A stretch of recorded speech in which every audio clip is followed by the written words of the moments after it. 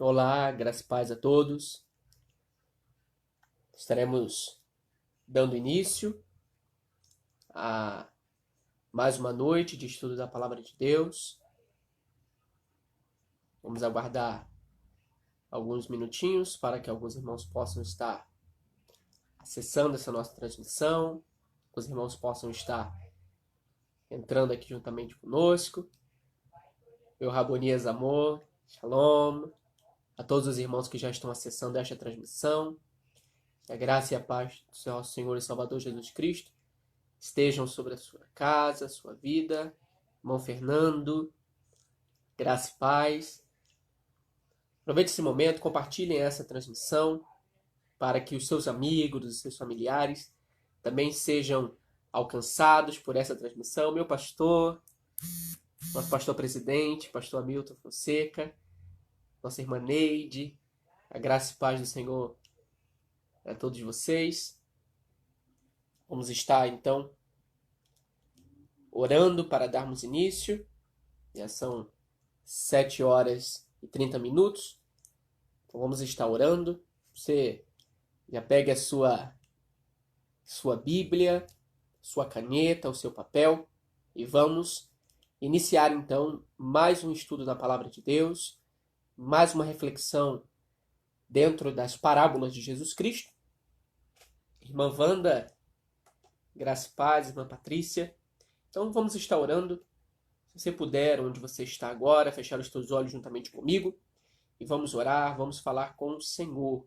Agradecer a Ele por mais essa oportunidade e rogar a Ele mais uma vez a sua direção, o seu auxílio, mais uma vez Ele possa abrir os olhos do nosso entendimento. Então, feche os teus olhos e vamos falar com o Senhor. Pai de misericórdia, nosso Deus, nosso eterno e grandioso Pai, neste momento nós nos inclinamos em Tua presença, ó Deus, e rogamos, ó Pai, que o Senhor mais uma vez nos conceda uma noite proveitosa de estudo, de reflexão, ó Deus, nas Tuas Escrituras. Senhor, em nome de Jesus, rogamos a Ti que o Senhor, ó Pai, possa mais uma vez abrir os olhos do nosso entendimento para que possamos compreender as verdades, ó Deus, internas, implícitas da Tua Palavra. Pedimos a Ti nesta noite que mais uma vez o Senhor seja o nosso guia, ó Pai, porque precisamos, ó Deus, entender e compreender a Tua Palavra. Precisamos, ó Pai, meditar na Tua lei de dia e de noite. Precisamos, ó Pai, não nos desviar nem para a direita nem para a esquerda, mas manter o nosso foco, nosso objetivo, nosso alvo, ó Pai, firmado, Senhor. Ó Deus, por isso pedimos a Ti que o Senhor seja conosco, ó Pai, Te agradecemos, porque mais uma vez o Senhor nos concede este privilégio que muitos não tiveram, mas o Senhor nos concede esta oportunidade, ó Pai. Eu te agradeço pela vida dos Teus filhos e das Tuas filhas, que já estão aqui acompanhando esta transmissão, aqueles que ainda vão acessar, ó Deus, rogo as Tuas mais ricas bênçãos que continuem recaindo sobre a vida, sobre a família, sobre o ministério de cada um dos Teus filhos e das Tuas filhas. É o que eu te peço e te agradeço, em nome de Jesus. Amém e amém.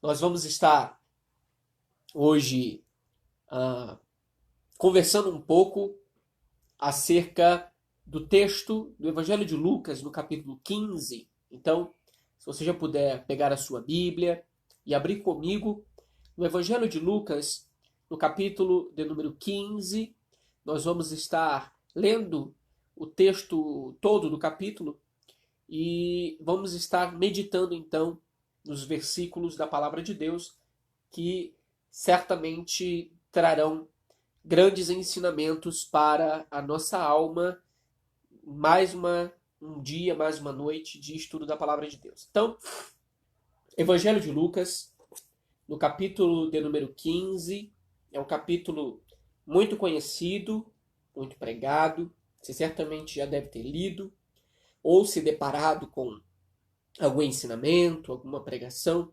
baseada neste texto, que tornará, de certa maneira, mais fácil para a nossa meditação no dia de hoje. Então, Evangelho de Lucas, capítulo 15, nos diz assim: aproximavam-se dele todos os cobradores de impostos e pecadores para o ouvirem. Mas os fariseus e os escribas murmuravam entre si, dizendo: este acolhe os pecadores e come com eles. Jesus contou-lhes esta parábola, dizendo: qual é o homem dentre vós que, tendo 100 ovelhas e tendo perdido uma delas, não deixa as 99 no deserto e vai à procura da que tinha se perdido até a encontrar?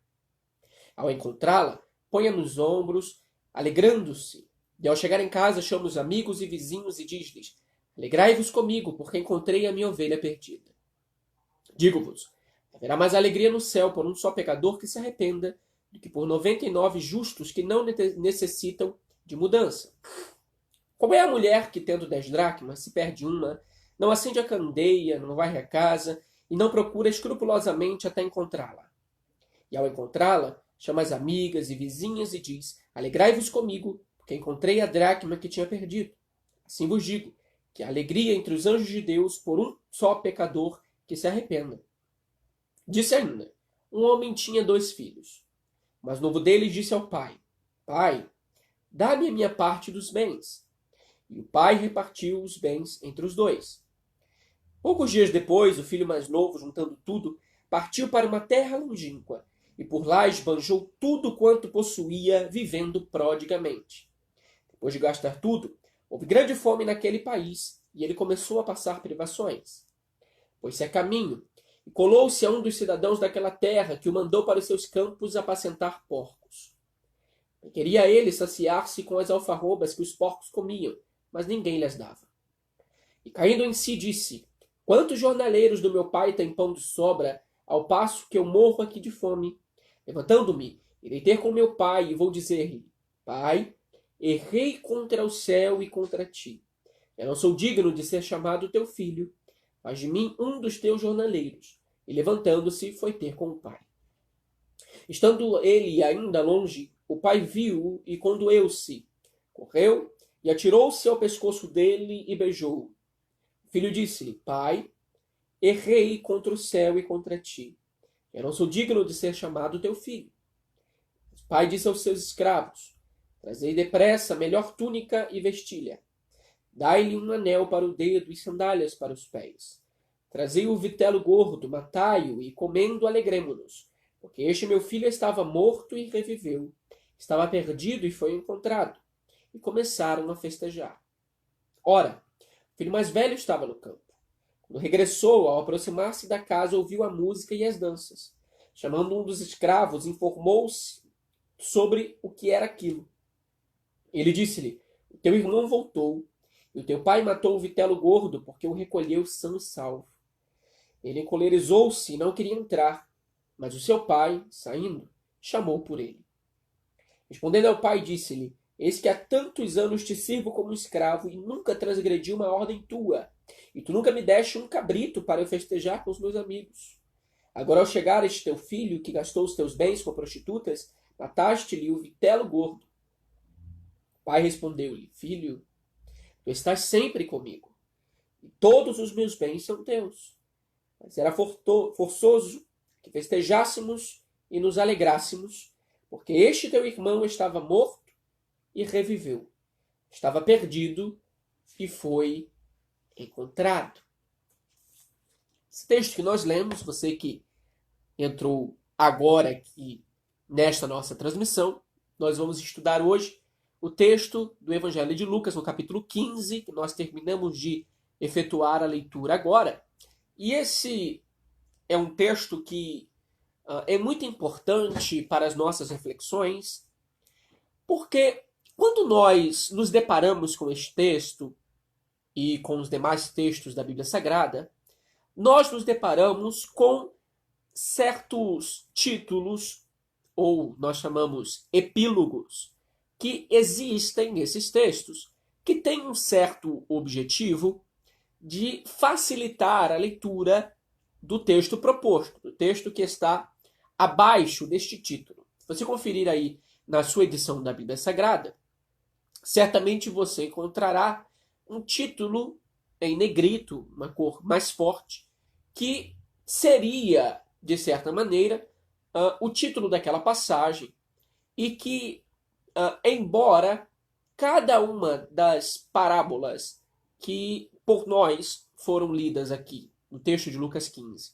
tenha o seu título particular, em geral é concedido ao capítulo inteiro de Lucas 15 um epílogo por aqueles que realizam a sua leitura, a sua mensagem, a sua pregação. Que tipo de epílogo, que tipo de título, que tipo de mensagem que, em geral, é colocada sobre esses textos para que, já de certa maneira, direcione o olhar ou o ouvido daquele que está presenciando a mensagem.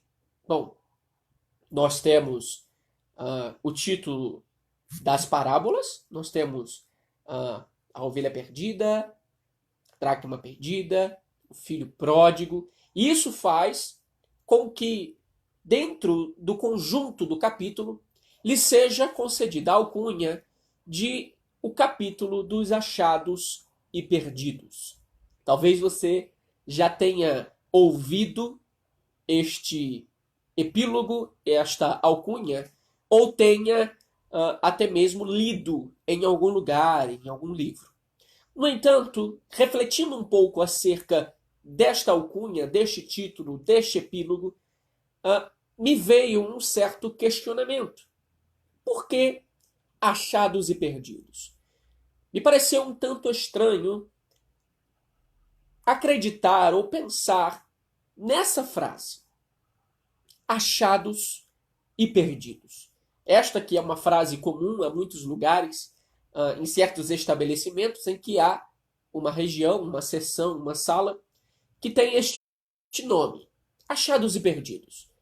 O que se procura nesses lugares? O que se encontra nesses lugares? Bom, a alcunha achados e perdidos é algo que em si e por si mesma se torna contraditório. E contraditório e paradoxal em que sentido? Em que significado? Bom, quando a gente olha para esta alcunha, para este título, quando a gente medita, reflete um pouco acerca disso, a gente poderia até questionar, bom, seria talvez um pouco mais viável que se falasse em achados os perdidos. E isso faria mais sentido. Como pode se perder depois e achar antes? Como pode ser achados e perdidos? Talvez achados os perdidos possa até soar um pouco melhor este título para este capítulo. Haja vista que o pastor encontra a ovelha que se perdeu. A mulher encontra a dracma que se perdeu. E o pai reencontra com o filho que havia perdido. Porém, eu gostaria de talvez trocar a ordem das palavras e resolver este problema e chamar este capítulo de o capítulo dos perdidos e achados. Este é o título da nossa aula de hoje. Este é o tema da nossa aula de hoje. Nós vamos falar sobre os perdidos e achados. E quando a gente observa o texto, quando a gente observa o início deste capítulo dos perdidos e achados, a gente percebe que, desde já, o texto nos indica o porquê ou para que determinado parábola, e nesse caso 3 em uma, foram escritas. Para que e por que estas parábolas foram direcionadas e para quem estas parábolas foram direcionadas. Diferente das aulas anteriores, em que requeriu de nós um certo esforço de olhar para capítulos anteriores para entendermos o contexto no qual as parábolas estavam inseridas, quando a gente olha para o capítulo 15 do Evangelho de Lucas, a gente percebe como já está explícito o que está acontecendo. Eu gostaria que você conferisse comigo aí na sua Bíblia Sagrada. O capítulo 15 do Evangelho de Lucas começa da seguinte maneira. Aproximavam-se dele todos os cobradores de impostos e pecadores para o ouvirem. O texto começa apresentando para nós qual é o cenário no qual este ensinamento vai se dar. Nós temos aqui cobradores de impostos, talvez na sua tradução esteja publicanos. Os publicanos eram os responsáveis por realizar a coleta dos impostos, e quando a gente observa o Evangelho de Lucas na sua totalidade, a gente percebe que a conversão ou a ida de cobradores de impostos publicanos a Jesus para ouvir as suas mensagens é um topos comum em todo o Evangelho de Lucas. Por exemplo, é só no Evangelho de Lucas que nós encontramos a história de um homem chamado Zaqueu, que era chefe dos publicanos, chefe dos cobradores de impostos, que recebe a Jesus em sua casa e decide converter-se a esse Jesus. Bom, o capítulo 15, então, vai dizer que cobradores de impostos, e em geral sempre cobradores de impostos está acompanhado de pecadores para indicar qual era a perspectiva que se tinha desses cobradores de impostos à época. Então, cobradores de impostos e pecadores aproximavam-se de Jesus com o objetivo ouvirem. Os cobradores de impostos e os pecadores estavam ali com Jesus para ouvir a sua mensagem, para ouvir a sua pregação, e estavam ouvindo a sua pregação, e estavam ouvindo a sua mensagem, e estavam se apercebendo para a mensagem a qual Jesus estava direcionando. Haja vista que nós discutimos aqui nas aulas anteriores que o verbo ouvir, no grego akouo, tem a ideia não só de ouvir, no sentido dos nossos sentidos humanos, mas ouvir no sentido de prestar atenção, no sentido de mudar de atitude, no sentido de estar atento ao que está sendo falado. Dessa maneira, eles estavam ali com este objetivo. Contudo, quando a gente observa o desenrolar da história, o desenrolar se dá da seguinte maneira: aproximavam-se dele todos os cobradores de impostos e pecadores para o ouvirem. Mas os fariseus e os escribas murmuravam entre si. Eu quero primeiro chamar a sua atenção, a minha atenção, para a língua portuguesa. E quero observar com vocês esta partícula que inicia o versículo de número 2, que tem uma característica de se posicionar no texto, na frase, na oração, como uma adversativa. O que é uma adversativa, Ian? Aquilo que se coloca com o objetivo de se contrapor, de ir contrariamente àquilo que estava na frase anterior, na oração anterior, nesse caso, no versículo anterior. O versículo 2 começa com uma adversativa. Mas os fariseus e os escribas murmuravam entre si, dizendo: este acolhe os pecadores e come com eles. A história é: nós temos cobradores de impostos e pecadores que se reúnem para ouvir a Jesus. E nós temos um mas. Mas os fariseus e os escribas estavam ali também, mas murmurando e dizendo que Jesus não só acolhia, como comia com pecadores. Eu quero que você se atente a isto comigo, eu quero chamar a sua atenção para isto, para que a gente observe a posição do farisaísmo dentro deste texto e dentro dos evangelhos, do modo geral, principalmente aqui com relação à figura de Jesus. Eu quero que você observe comigo que sempre onde Jesus estava, estavam também pecadores. Todo lugar onde Jesus estava, estavam também pecadores. Com o objetivo. Que objetivo era esse, Ian? O objetivo de ouvirem a sua mensagem. No entanto, onde Jesus estava, E onde estavam os pecadores, também estavam os fariseus. E os fariseus sempre estavam na linha de frente com o seu mas, com a sua adversativa, com a sua contradição, se posicionando de maneira contrária àquilo que estava sendo não só ensinado, como realizado por Jesus. Vamos aos exemplos. Quando a gente observa o texto do Evangelho de Mateus, no capítulo 17, que nos conta a história de Jesus no Monte da Transfiguração, o texto nos diz que Jesus subiu ao monte. 3 dos seus discípulos, a saber, Pedro, Tiago e João. Os outros discípulos ficaram embaixo, ao pé do monte. Jesus sobe, Jesus passa pela sua transfiguração, seu rosto resplandece, você conhece essa história. E quando eles descem, tem algo acontecendo ao pé do monte. O texto nos diz que um homem trouxe um filho que era lunático, que estava endemoniado. Qual é o enredo da história, Ian? O enredo da história é que os discípulos não conseguiam expulsar o demônio daquele menino lunático.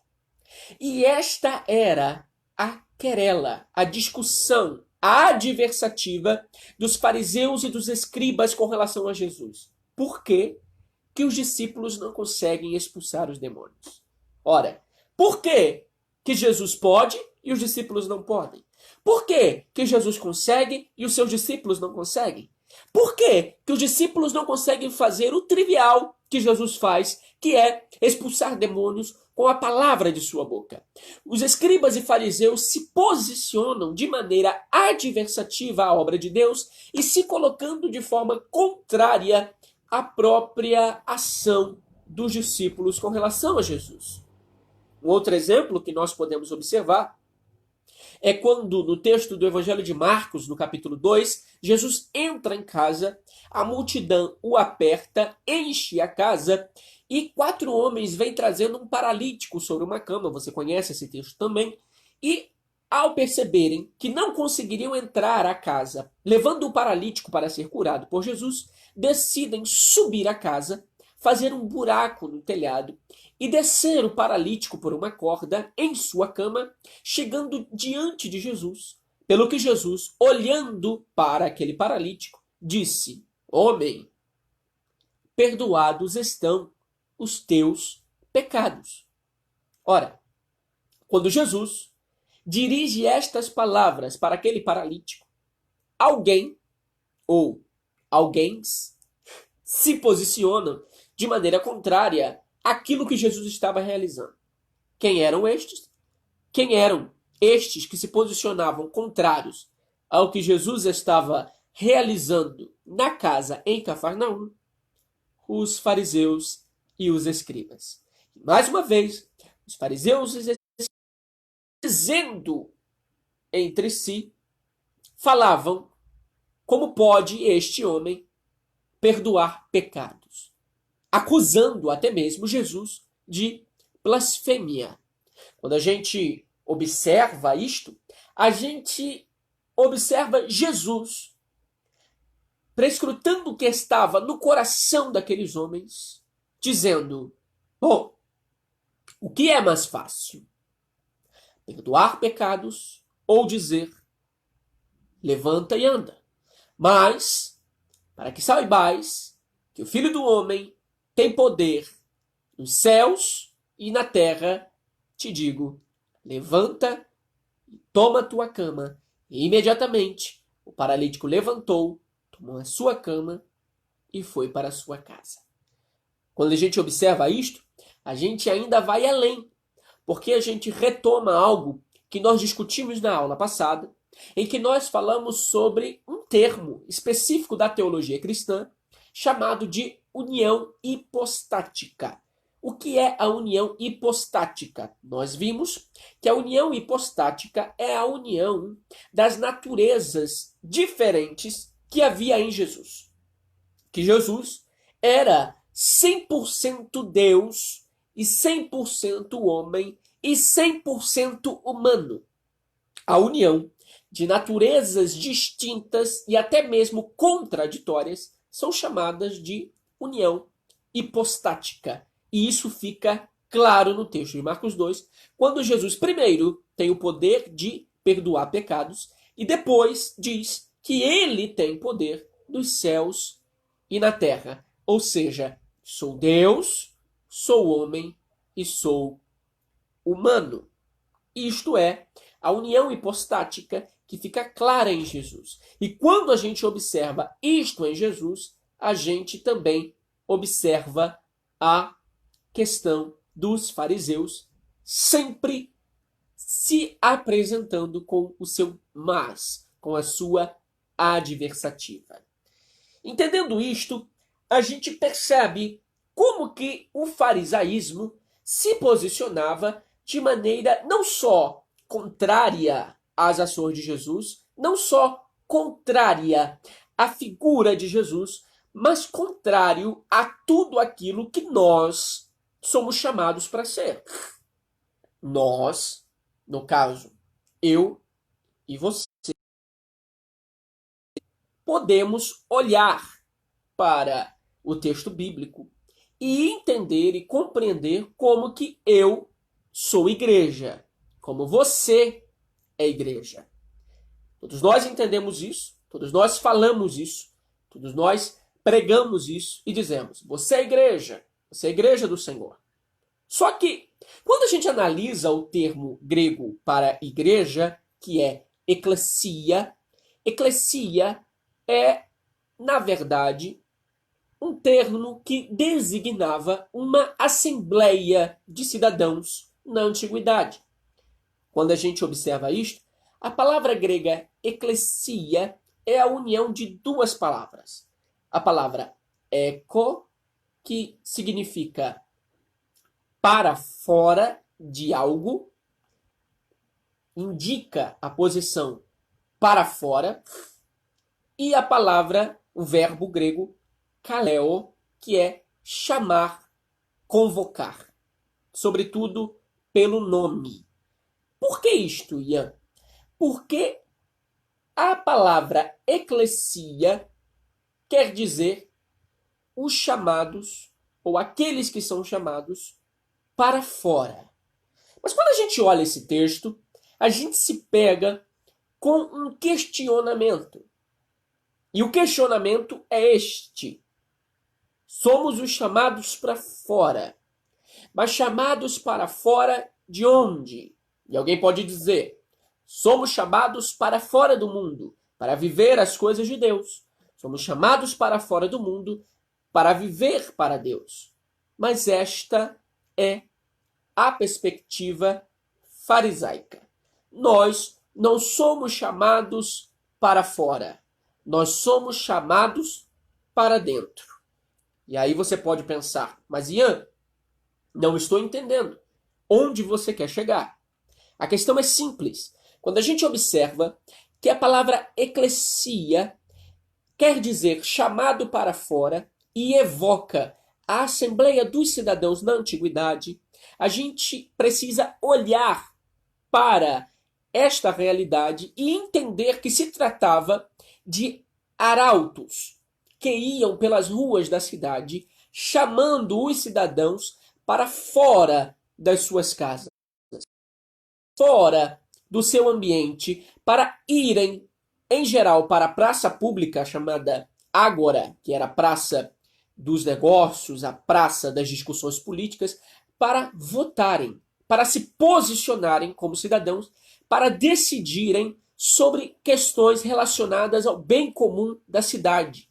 Quando Jesus nos chama de eclesia, quando Jesus nos chama de igreja, Jesus está dizendo que nós somos chamados para dentro e para fora ao mesmo tempo. Para fora de onde? Para fora da nossa realidade, para fora das nossas casas, para fora dos nossos desejos, para fora da nossa zona de conforto. E para dentro de onde? Para dentro do mundo.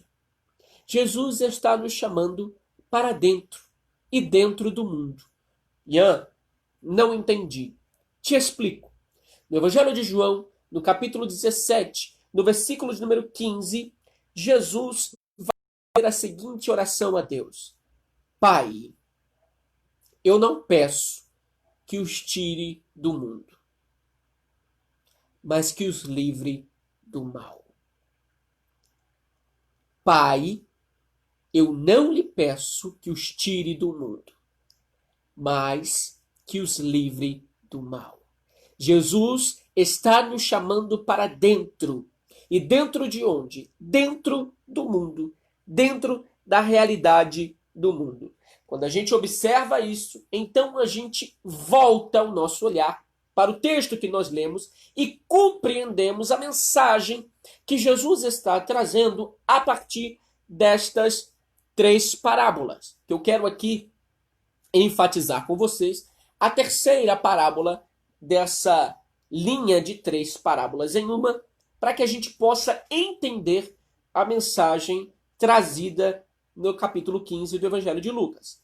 Observando a parábola número 3, que nós conhecemos como a parábola do filho pródigo, a gente percebe que tem um cenário. E o cenário que Jesus estabelece para esta parábola é o seguinte: um homem tinha 2 filhos. O mais novo dele disse ao pai: Pai, dá-me a minha parte dos bens, a minha parte da herança. E o pai repartiu os bens entre os 2. A parábola começa com este cenário: um homem possui 2 filhos. O filho mais novo chega para o seu pai e lhe pede uma parte na sua herança. Lhe pede a sua parte na herança que ficaria para si. Ora, quando a gente observa isto, a gente precisa pensar o seguinte: o que é uma herança? Bom, todos nós sabemos que até os dias atuais, a herança é um conjunto de bens, pode ser imóveis, ou móveis, ou até mesmo uma conta bancária, ou um dinheiro nessa conta bancária, que os filhos ou netos, ou quaisquer que sejam citados no testamento, herdam daquele que adquiriu, que conquistou estes bens, num momento muito específico. E que momento é este?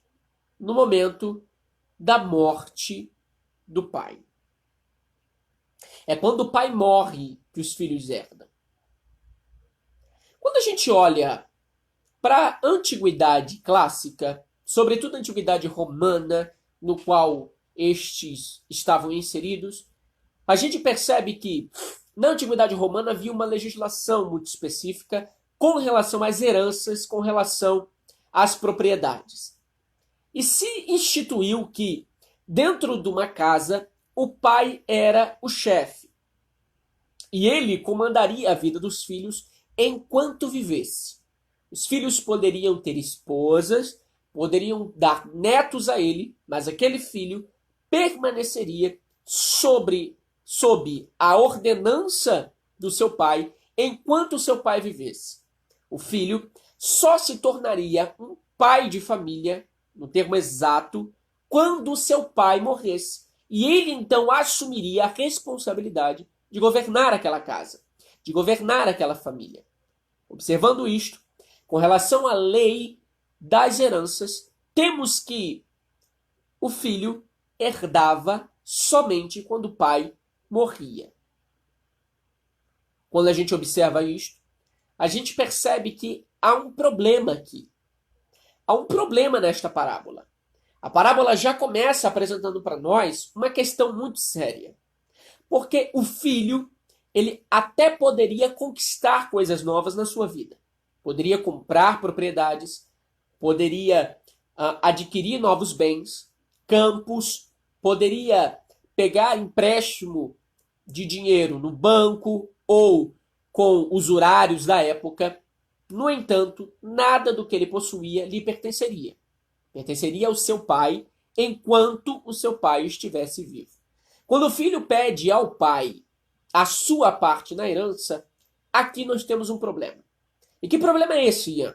O problema que nós temos é que o filho está desonrando ao seu pai, porque o filho está pedindo ao pai que lhe dê algo que só seria seu quando este morresse.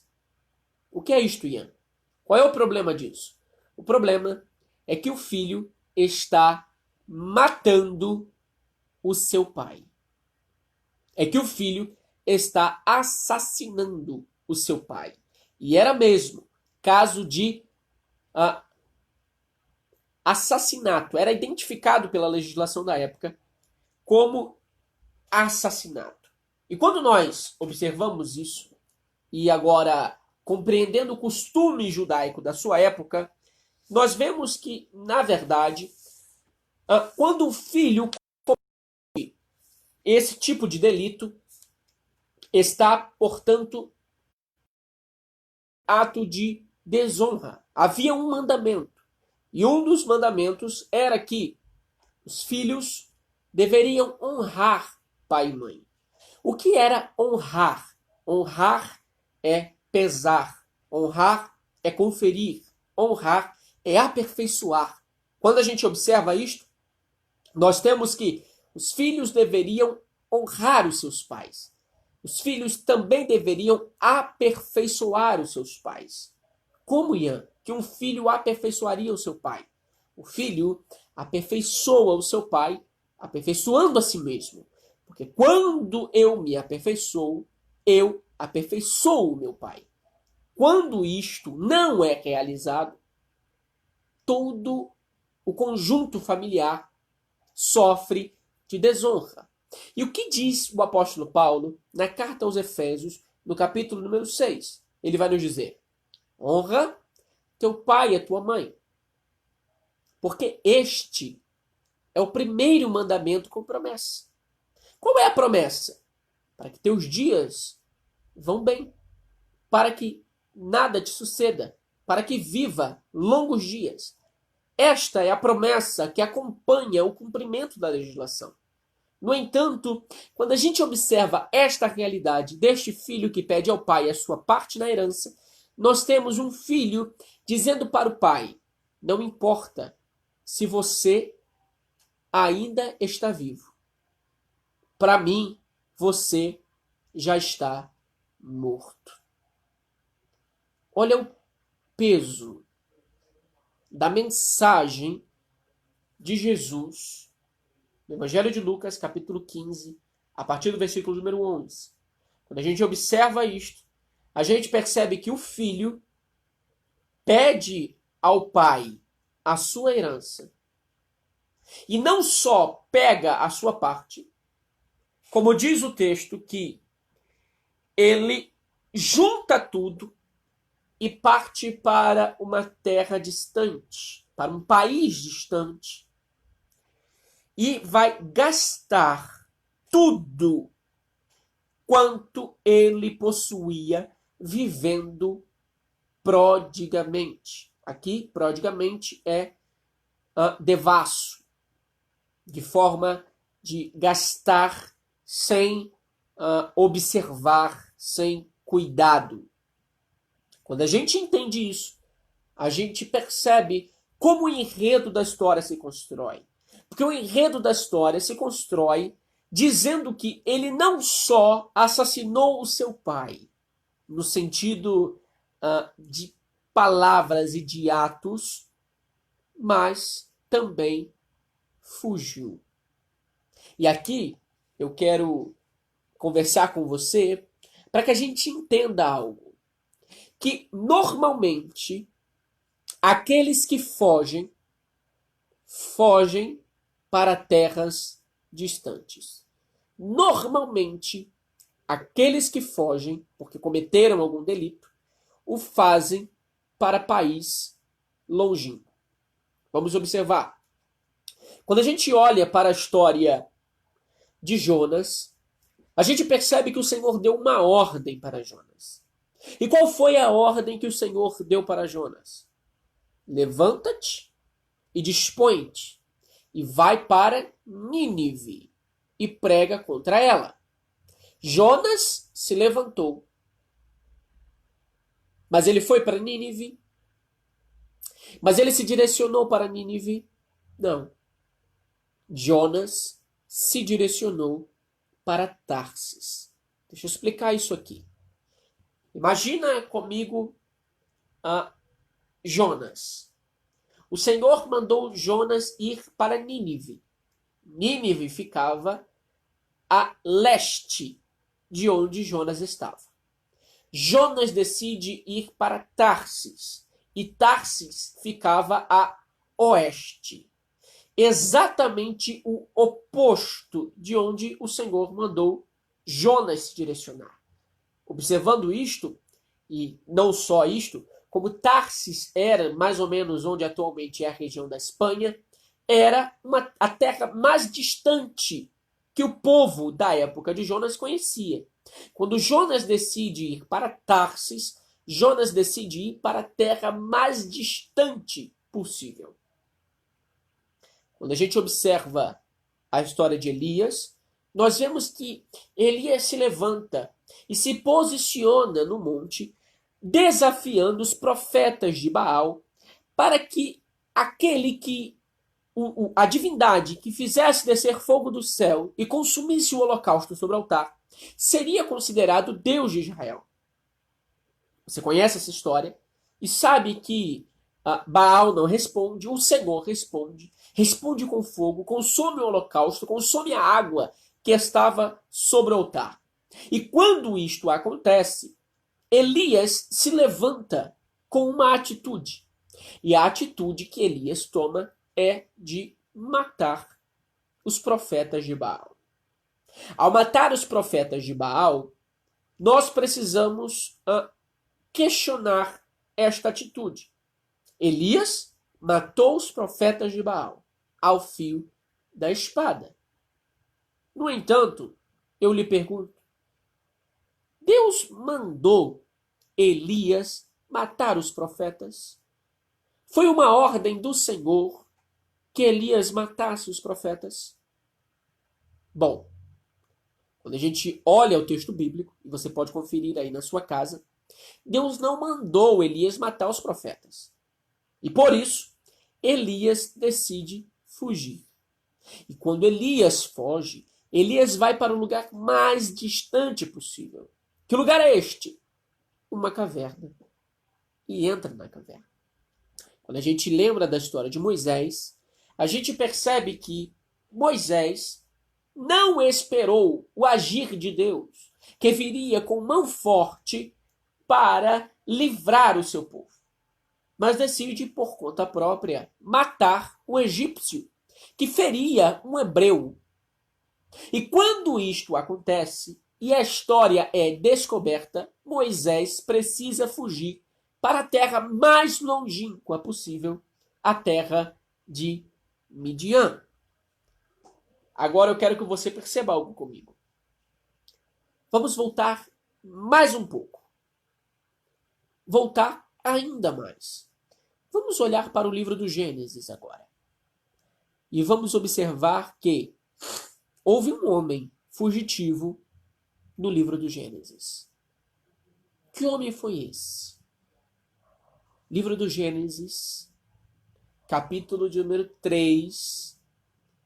E na viração do dia, o Senhor andava pelo jardim. E perguntou: Adão, onde estás? E Adão estava escondido. E disse: Senhor, me escondi. Porque o Senhor pergunta: por que está escondido? Porque estou nu. Perceba que após o seu delito, Adão também se esconde. E não só se esconde, como diz o texto, que cobriu a sua nudez e da sua esposa com folhas de figueira. E aqui, deixa eu aplicar uma verdade para as nossas vidas. Normalmente, aqueles que fogem o fazem para terras distantes e procuram sempre fazer um disfarce.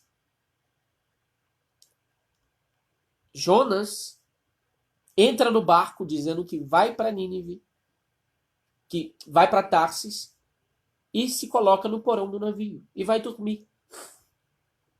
Enquanto aqueles que estão no barco estão morrendo, estão com medo, porque o barco vai afundar, porque a tempestade é grande, Jonas está escondido, disfarçado no porão do navio. Elias foge para a caverna sobre um disfarce. E qual o disfarce de Elias? Jezabel quer me matar. Mas era de Jezabel que Elias estava fugindo? O homem que matou 400 profetas de Baal estava fugindo de Jezabel? O homem que apareceu no palácio do rei Acabe estava fugindo de Jezabel? Não. Elias estava fugindo de Deus. E o seu disfarce foi dizer para Deus que tinha medo de morrer, porque Jezabel havia matado todos os profetas. Entenda algo comigo? Quando a gente observa isto, a gente volta para Adão, que estava disfarçado com as folhas de figueira. No seu, podemos dizer assim, o início de uma religiosidade farisaica, na tentativa de esconder-se, disfarçar-se, passar despercebido. Mas o Senhor vai dizer para Adão: por que estás escondido?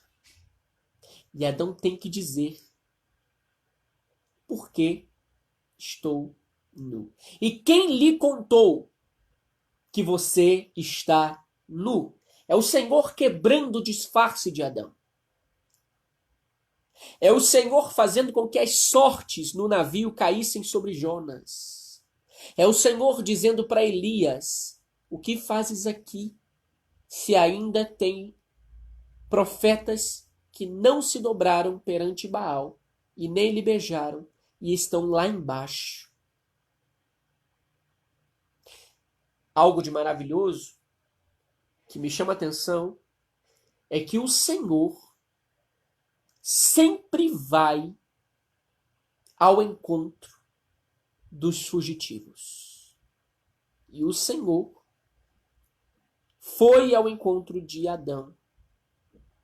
E diz o texto de Gênesis capítulo 3, no versículo número 21, que o Senhor não só foi ao seu encontro, não só quebrou o seu disfarce, mas matou um animal e vestiu Adão com pele. Deixa eu lhe dizer algo por você. Você que talvez esteja me ouvindo agora e seja um fugitivo. Por você, Deus mata, mas não permite que você permaneça se escondendo, que você permaneça com folhas de figueira. Mas por você, Deus mata para lhe vestir corretamente, para lhe posicionar como o seu querido e amado filho. Quero que você entenda algo comigo. Nós estamos falando de fugitivos. E aqui, não esqueci, estamos falando do filho pródigo. Quando a gente volta para o texto do filho pródigo, a gente percebe que todo fugitivo tem a síndrome da terra distante. Porque diz o texto, ele partiu para uma terra distante. Ele partiu para um país longínquo. Todo fugitivo tem a síndrome da terra distante, do disfarce, do gastar tudo o que levou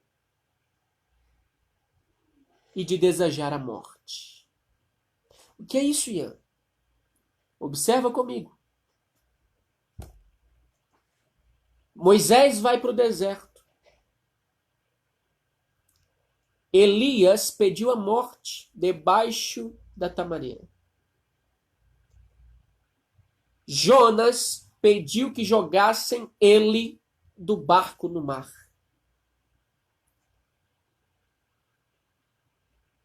Quando a gente observa isso, a gente percebe que todo fugitivo tem um espírito suicida.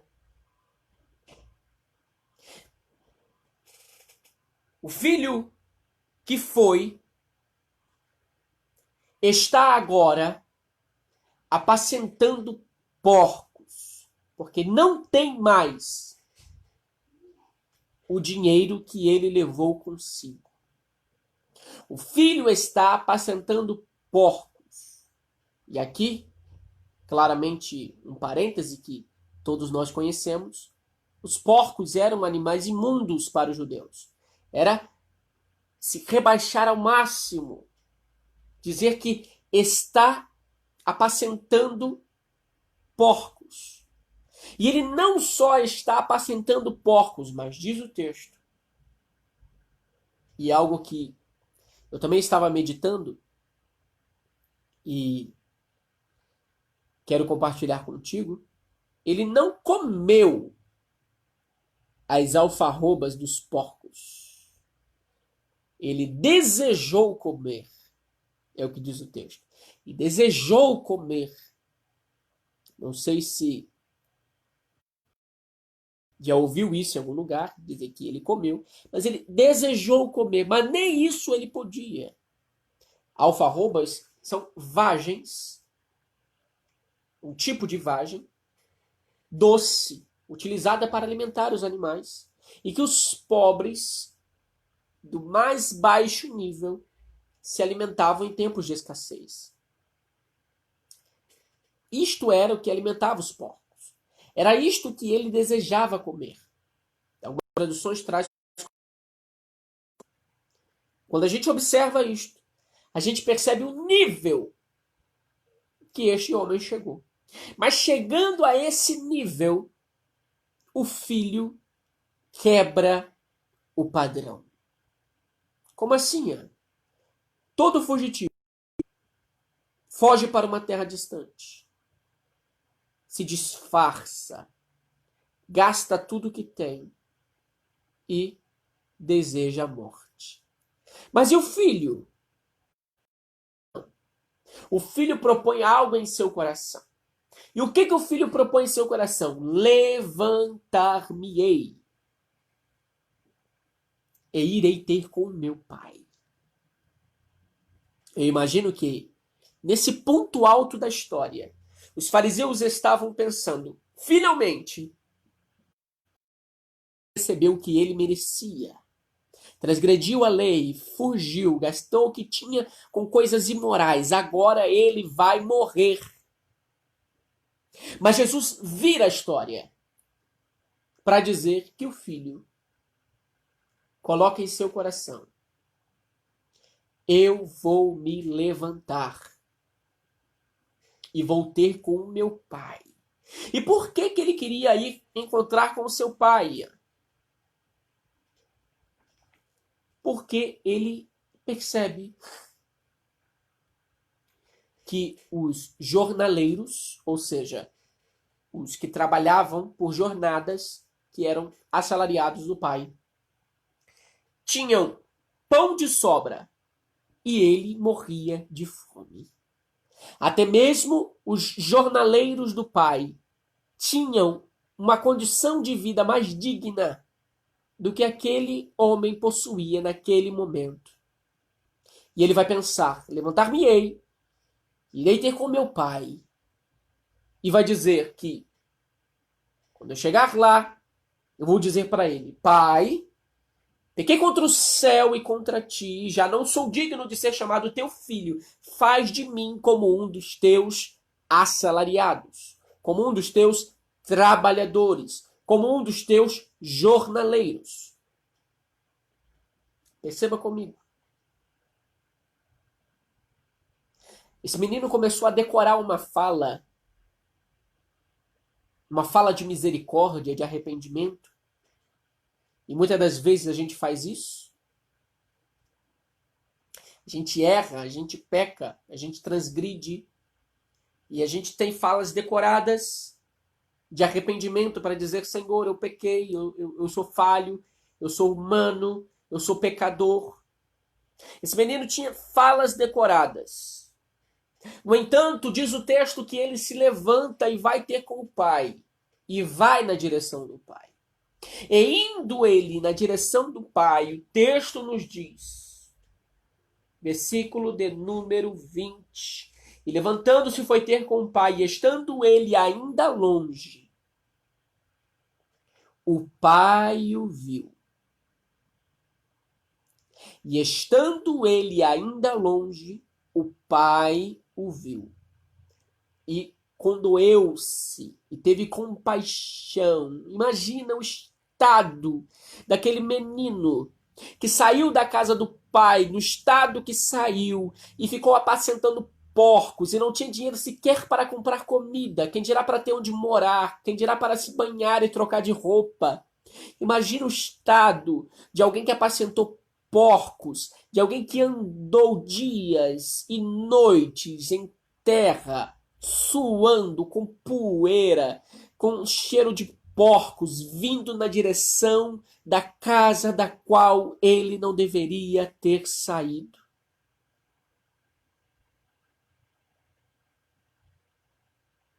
Percebe? O estado que esse homem está voltando para casa. Mas o pai, quando vê, o pai vai se condoer, e diz o texto, e correndo o abraçou e o beijou. Deixa eu lhe contar algo. Nós estamos falando de uma cultura que o pai não corre na direção do filho, que há uma distância entre pai e filho, que não há abraço entre pai e filho, que não há esse amor entre pai e filho. Um pai correr na direção do filho é uma vergonha. E a sociedade, a população que viu aquele filho trair o seu pai e assassinar o seu pai, agora vê aquele menino voltando imundo, arrasado, e vê um pai que corre na direção do filho. Eu imagino o que se passava na cabeça do pai nessa história. Dizendo: não importa o estado que meu filho esteja, não importa o que o mais sujo, o mais fedorento que ele esteja, ele é meu filho. Talvez agora os fariseus pensaram: então é agora que o pai vai puxar uma faca e vai matar o seu filho e vai fazer justiça. Mas o pai decide abraçar. Mas o pai decide beijar. E o filho vai dizer aquela fórmula ensaiada: Pai, pequei contra o céu e pequei contra ti, já não sou digno de ser chamado teu filho. E quando ele ia dizer: faz de mim, o pai interrompe com uma ordem. E a ordem do pai é esta: escravos, trazei para ele a melhor túnica. Aqui, o texto está se referindo a uma túnica da época chamada toga virilis. O que é a toga virilis? Era a toga de honra. No grego, a protos stolé, a melhor vestimenta. Toda branca. Você imagina o pai colocando a melhor túnica naquele menino do jeito que ele estava. E enrola, porque eram os escravos que vestiam os seus senhores, e colocando a roupa nele, disse: e traga também o anel. Porque o anel era, na verdade, o selo daquela família. É o pai dizendo: ele é meu filho. E mais, trazei as sandálias, porque filho anda calçado, quem anda descalço é escravo, e ele não é escravo, ele é filho. Ai, irmãos. Ele é filho. E mais, sabe o novilho cevado que estava guardado, sendo engordado para uma época especial há muito tempo? Chegou o dia da festa. Matai o novilho cevado e vamos festejar. Por quê? Qual é o motivo da festa? Ele vai dizer no versículo 24: o meu filho estava morto e reviveu. Olha o que nós falamos. Todo fugitivo vai para uma terra distante, se disfarça, gasta tudo que tem e morre. Meu filho estava morto, no grego necros, de onde vem necropsia, necrotério. Meu filho estava morto e reviveu. Perdido e foi encontrado. É dia de festa. Observa. O filho já estava morto, mas reviveu. Você percebe que esse é o topos comum do capítulo 15? O pastor encontra a ovelha que se perdeu e faz uma festa. A mulher encontra a dracma que se perdeu e faz uma festa. O pai encontra o filho e faz uma festa. Mas qual é a diferença desta parábola, que é o ponto alto da mensagem? Qual é a diferença desta parábola com as parábolas que vieram antes? É que agora, diz o texto, no versículo de número 25, o filho mais velho estava no campo. Quando regressou, ao aproximar-se da casa, ouviu a música e as danças. E chamando um dos escravos, informou-se sobre o que seria aquilo. E ele disse-lhe: o teu irmão, imagina o escravo dizendo: teu irmão voltou. E o teu pai matou o vitelo gordo, porque recolheu ao seu filho são e salvo.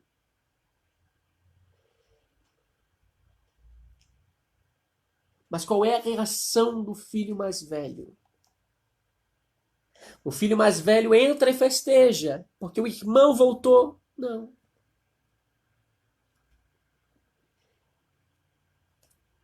O filho mais velho decide não entrar na festa. E não entrar na festa era uma grande desonra para o pai, dono da festa. O filho decide não entrar. E por decidir não entrar, desonra o seu pai. Mas diz o texto que nós lemos. Versículo de número 28. Ele encolerizou-se, não queria entrar, mas o seu pai, saindo, chamou por ele. Esse irmão fariseu, que não queria participar da festa, ficou do lado de fora, mas o pai foi do lado de fora chamá-lo. O que isso quer dizer, Ian? Isso quer dizer que até dos fariseus o pai vai atrás. Até dos fariseus o pai vai atrás. Quando a gente entende isso, a gente observa o diálogo, já estamos caminhando para o final, entre o pai e o filho. Porque o pai vai dizer, o filho vai dizer ao pai, eis que há tantos anos te sirvo como um escravo e nunca transgredi uma ordem tua. O filho que nós chamamos ele de pródigo, foi entendendo que ele era filho. Aquele que ficou achando que era escravo do pai. Portanto, o pródigo da história não é o que foi. O pródigo da história é o que ficou. Porque o que foi, por mais que tenha ido, por mais que tenha se esbanjado, por mais que tenha fugido, o Senhor o encontrou. O pai foi ao seu encontro, como Deus foi ao encontro de Adão na viração do dia, como Deus foi ao encontro de Moisés na sarça ardente, como Deus foi ao encontro de Jonas no ventre do grande peixe, como Deus foi ao encontro de Elias na caverna. O Senhor sempre vai ao encontro dos fugitivos, mas aquele que ficou.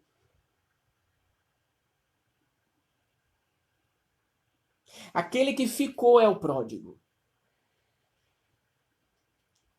Porque aquele que ficou nunca esteve dentro. Aquele que ficou nunca esteve ali. Nunca pertenceu à casa. Não queria entrar. E vai dizer, eu fui teu escravo. Eu sou teu escravo. O outro pensou, sou filho, mas posso ser assalariado. Posso ser trabalhador. E se humilhou. O que estava ainda sendo filho, via a si mesmo como escravo. Mais do que isso, vai dizer, eis que há tantos anos te sirvo como escravo, nunca transgredi. Agora, ao chegar este teu filho, não é meu irmão, este teu filho,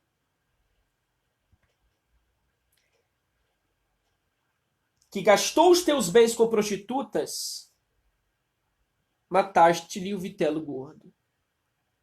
O termo que ele está utilizando aqui, gastaste os teus bens, no grego, kataphagon su tombion.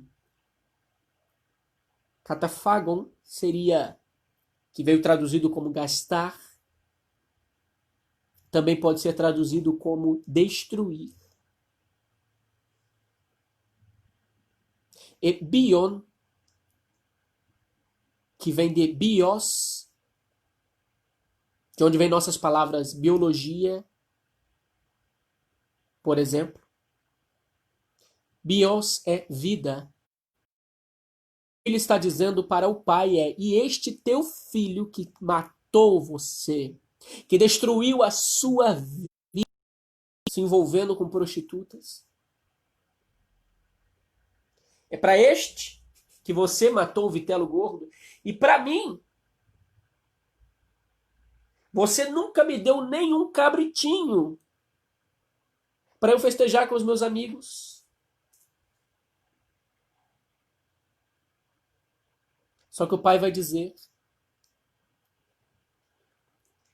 filho, porque o pai sabe que ele é filho, mesmo sendo quem é. Filho,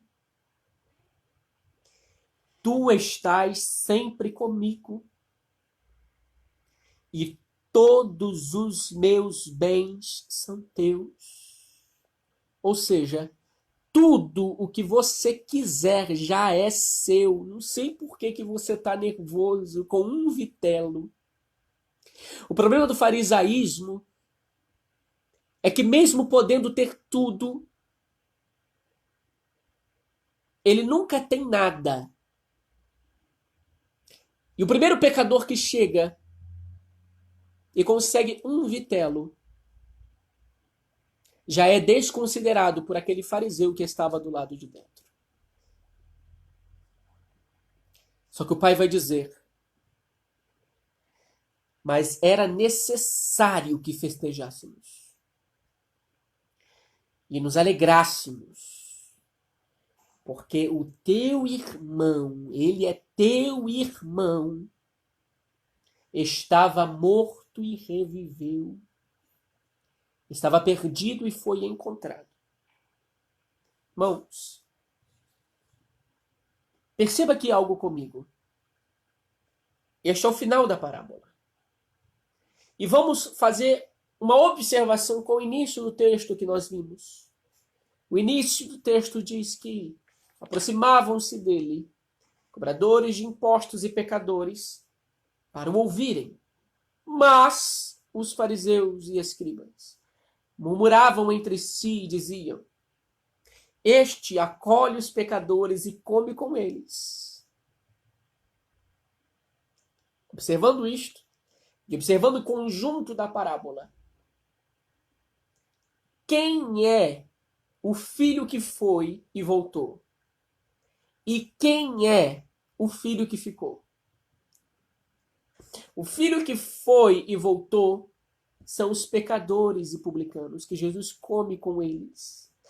E quem é o filho que já estava, mas não aceita o retorno dos outros? Os fariseus e escribas que murmuravam entre si, dizendo: estes não. Perceba a fala do filho que ficou, é a fala do fariseu. Eu sempre estive aqui. Não sou como ele que foi. Vamos lembrar de uma parábola que Jesus nos conta, em que dois homens foram ao templo para orar. Um era um fariseu, o outro era publicano. O publicano não se sentiu digno de entrar no templo nem de olhar para o Senhor. E o fariseu começou a orar e dizer: graças eu te dou, Senhor, porque eu não sou como ele, um pecador. Eu não sou esse filho que sai, eu sou o filho que fica. Eu sou aquele que te serve, que é teu escravo. E o publicano, por sua vez, batendo no seu peito, dizia: Senhor, tem misericórdia de mim,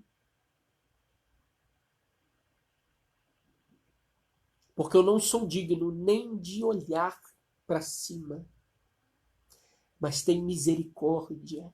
E Jesus pergunta: a qual dos dois vocês acham que o Senhor ouviu e perdoou os pecados?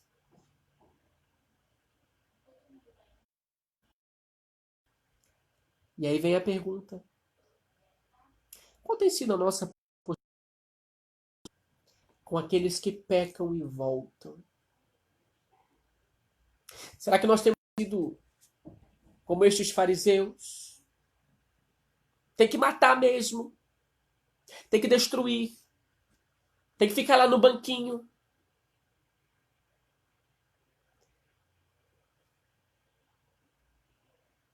Qual tem sido a nossa postura?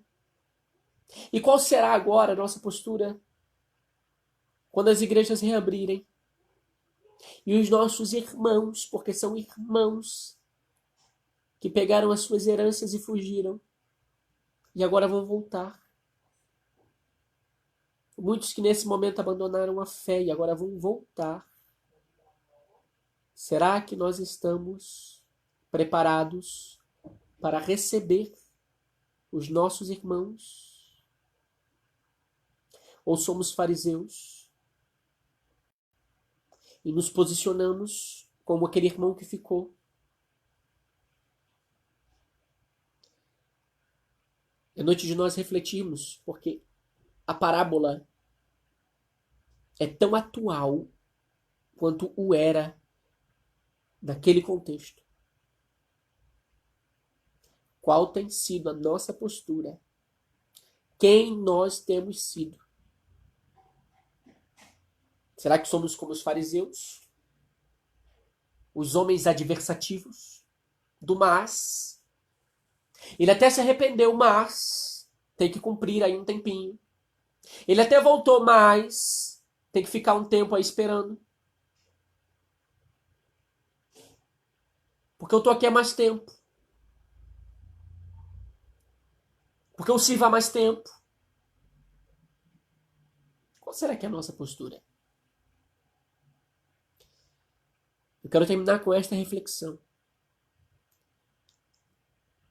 Talvez você seja um fugitivo. Talvez você seja o que foi. E o que eu digo para você é que não importa o fariseu que ficou. O Pai continua indo ao teu encontro. Agora, se você é o filho que ficou, o que foi ainda é teu irmão. O Pai é o mesmo. E é tempo de entrar e festejar. Porque aquele que estava morto reviveu. O que estava perdido foi encontrado. Vamos orar? Vamos agradecer a Deus. Senhor, nós te agradecemos por esta aula de hoje. Que o Senhor nos deu esse privilégio. E rogamos a Ti, Senhor, nesta noite, seja com cada um de nós. Guarde, ó Deus, as nossas vidas. Nos dê, ó Pai, um coração misericordioso. Precisamos agir com misericórdia, ó Pai. E que se houver dentro de nós, ó Deus, o farisaísmo religioso, arranque de dentro de nós. E nos faça, Senhor, viver de acordo com as Tuas verdades.